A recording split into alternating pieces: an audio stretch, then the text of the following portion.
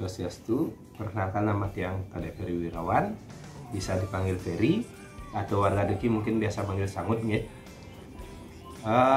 Tiang tinggal ring Banjar Kepuh Puguyangan. Asli emang dari Deki, dari lahir nih.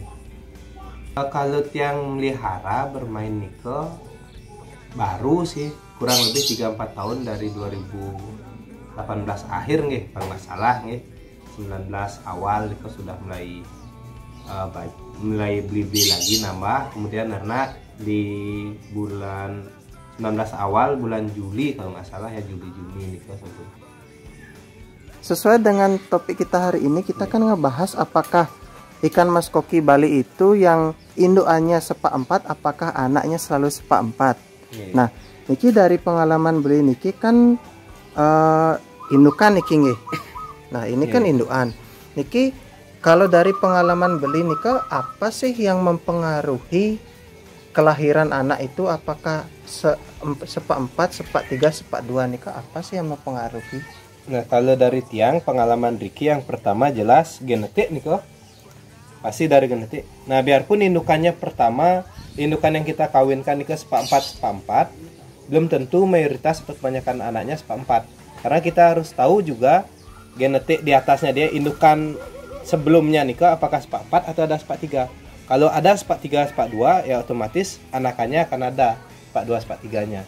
Kalau memang anggaplah tiang bermain mungkin belajar dari 2020 mendalami sekali ya, kita main di serinya. Sekarang kita karena maunya ikan seperti ini, contoh kadiniki kan ikannya keduanya, kita lihat indukannya dia apakah ada sepak 3 atau enggak. Kalau ada, pasti akan ada sepak 3-nya. Nah, setelah kalau kita mau full sepak 4, dari anakan ini kita keep yang sepak 4. Kita regenerasi F-nya dulu, baru dikawinkan dengan yang sepak 4 juga, maka dominan sepak 4 nantinya. Ya. Nah, kalau dari pengalaman beli nika, persentase kelahiran sepak 4 dari sebuah perkawinan ikan koki Bali di sini ya, itu berapa persen sih? Apakah 50 atau di bawah nika?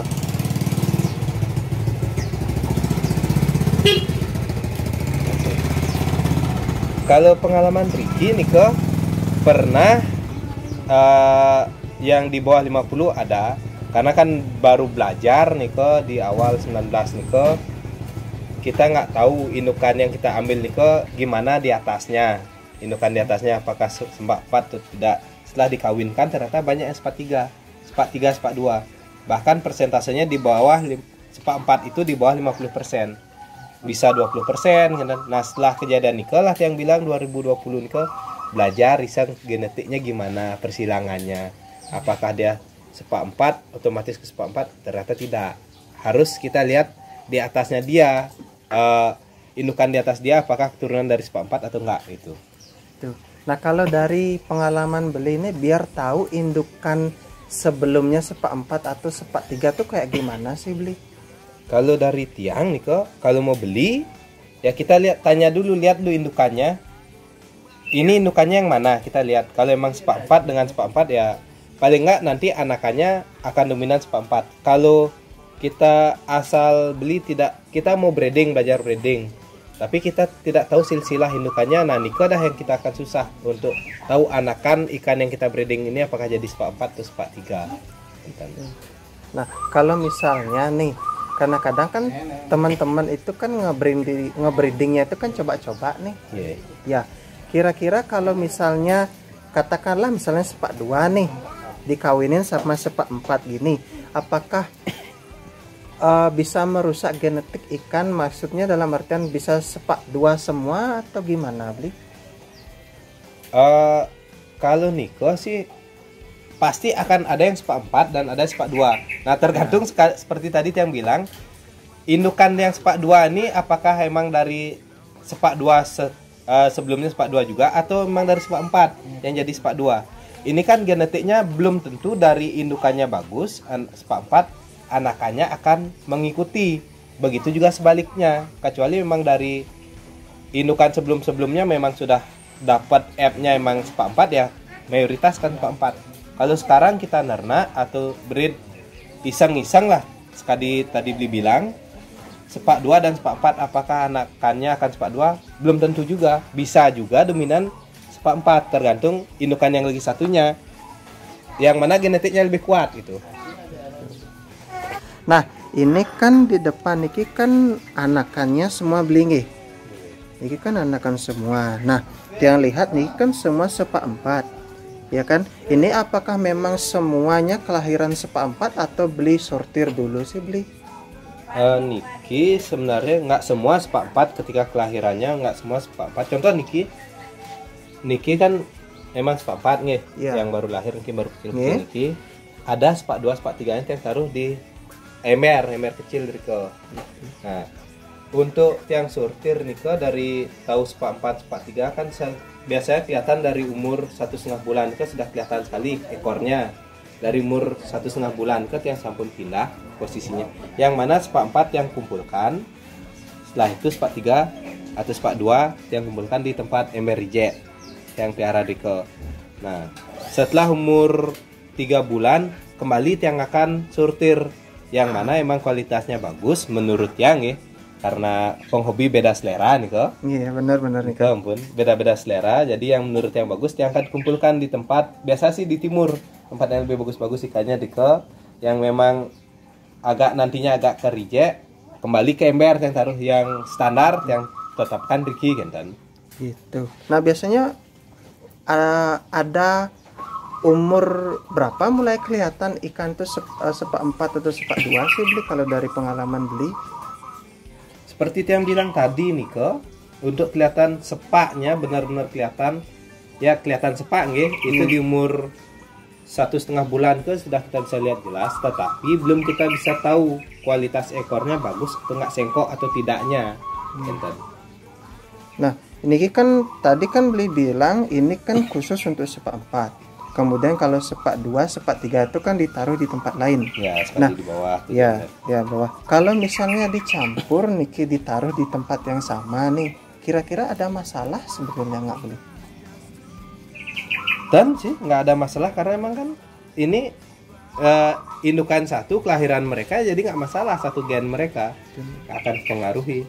Cuma kan kita atau tiang Riki memang membedakan langsung yang mana yang kualitasnya bagus yang mana enggak.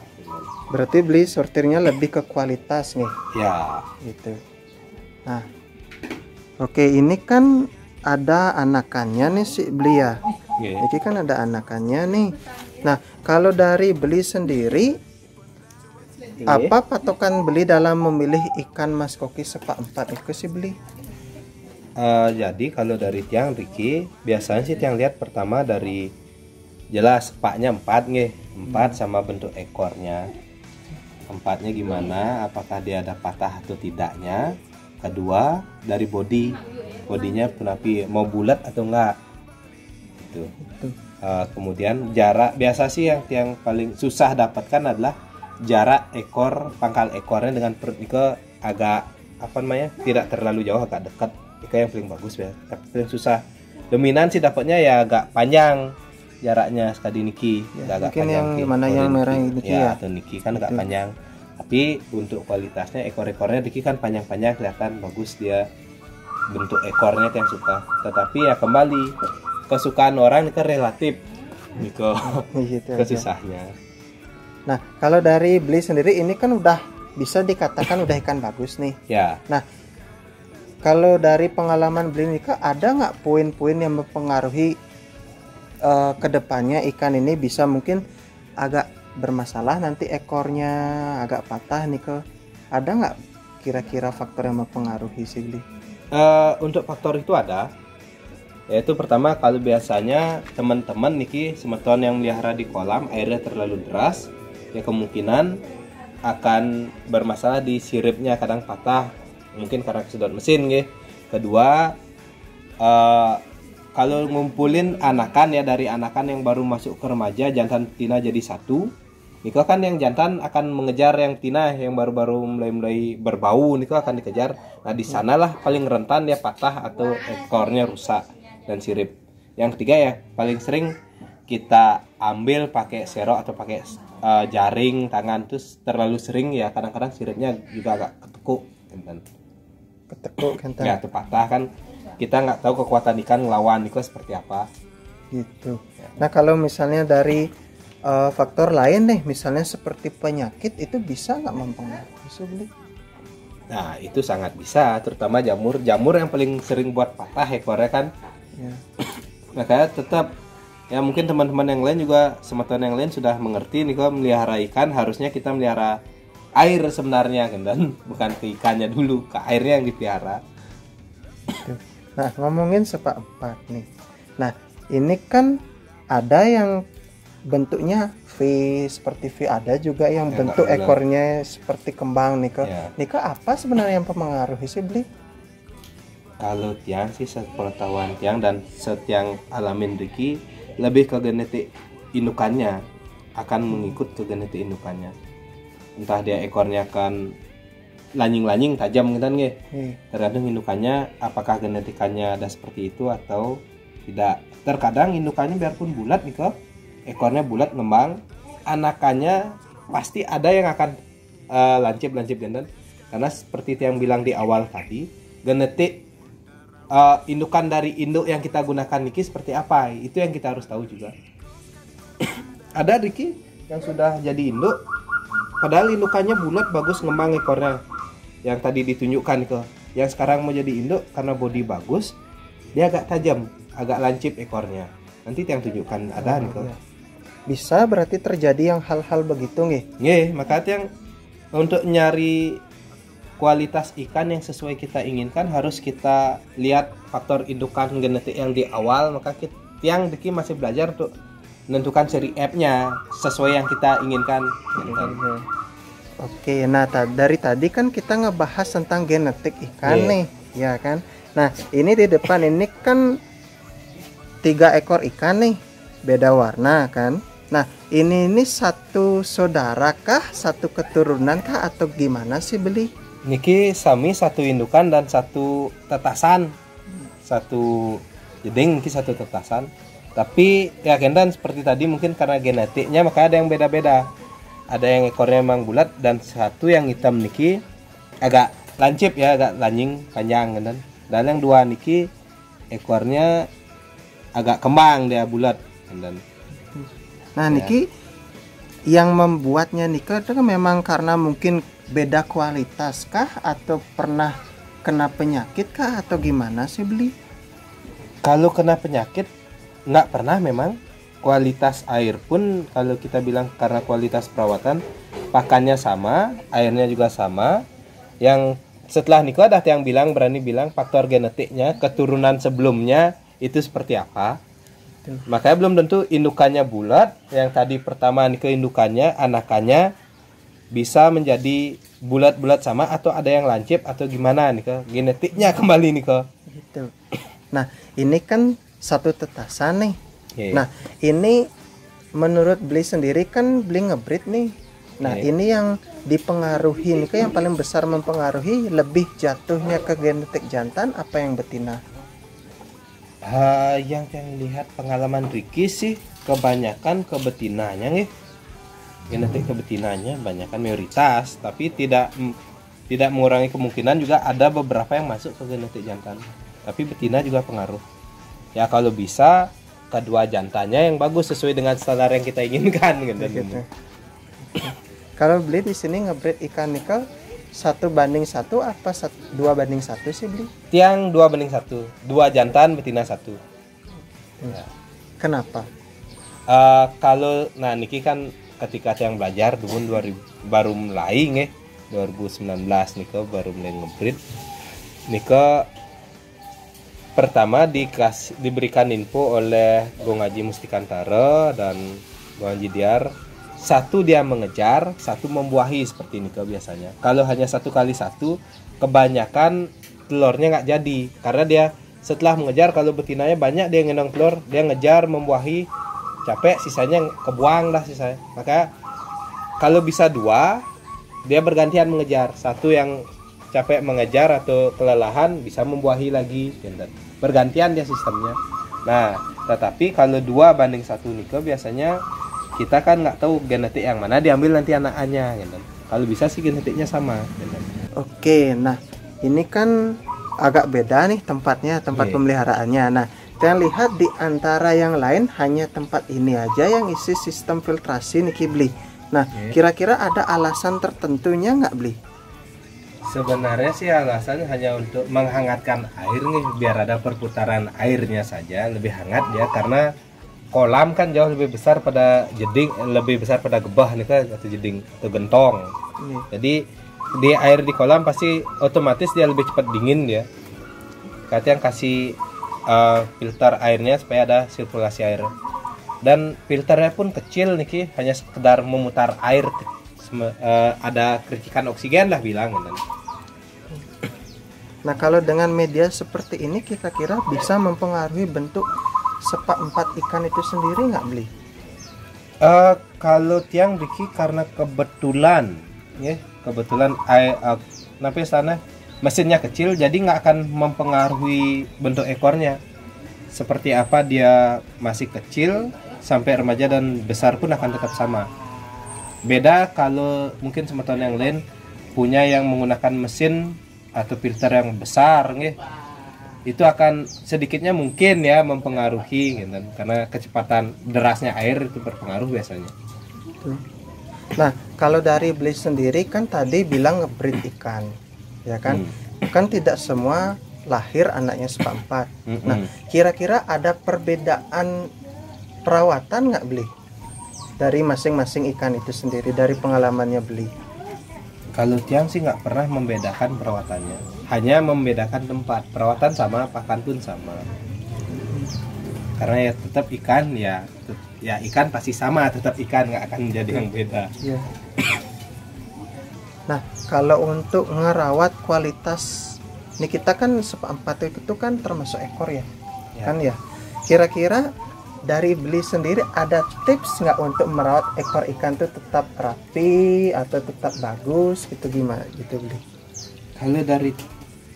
Kalau dari pengalaman tiang sendiri untuk ekor, usahakan jangan kolam, kalau kita gunakan kolam yang isi filter atau mesin, jangan terlalu keras mesinnya.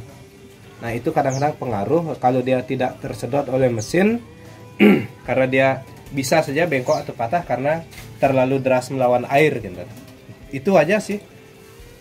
Untuk ya lagi satu saya lupa, jelas perawatan jelas ke kualitas air, karena dia bisa saja jamur kan pengaruhi bentuk juga nanti siripnya. Kalau sudah jamuran patah ya rusak gitu. Gitu. Nah, kalau Bli niki kan ngebreed kan indukannya kebanyakan ya sepak empat. Yeah. Ya, otomatis kadang-kadang kalau ngebreed ikan kan kadang-kadang ekornya robek tuh. Yeah. Kadang-kadang robek. Kira-kira ada tips nggak kalau dari Bli sih, atau istilahnya kayak apa ya bilangnya, diisi obat gitu atau mungkin gimana mungkin? Ricky yang biasanya pengalaman kalau ada ekor yang luka, entah dia robek setelah ngebreed, itu pasti tiang sering gunakan adalah biotik ekstra. Ketika ada ikan luka, pasti tiang langsung tembak rendam dengan biotik ekstra. Itu mantan sih. Itu. Nah, tiang pernah dengar katanya ada ikan yang untuk membuat ekor ikan lebih indah itu atau lebih bagus lah dengan cara di cutting. Kan kalau Bli sendiri pernah nggak melakukan hal seperti ini ke si Bli? Jujur tiang nggak pernah mengcutting ikan. Contoh satu kayak Niki, tiang dia awal anakan tiang suka karena satu matanya merah, satu hitam. Niki sepak 3 nggak pernah tiang cutting, tetap sepak 3 karena tiang memang suka body dan matanya. Tiang kasihan ikannya kalau di cutting, ya tergantung pemilik juga sih. Yang nggak berani komen nih kalau lebih jauh. Untuk harapan sih semoga Koki Bali ini memang sudah, karena melihat perjuangan teman-teman ya yang sudah bentuk asosiasi niki, supaya diakui dan dikukuhkan memang endemik khas orang Bali, endemik orang dari Pulau Dewata, dan breeding ini semakin banyak dan jenis-jenis tapi sana bentuk-bentuknya semakin bagus lah, kualitasnya semakin meningkat gitu.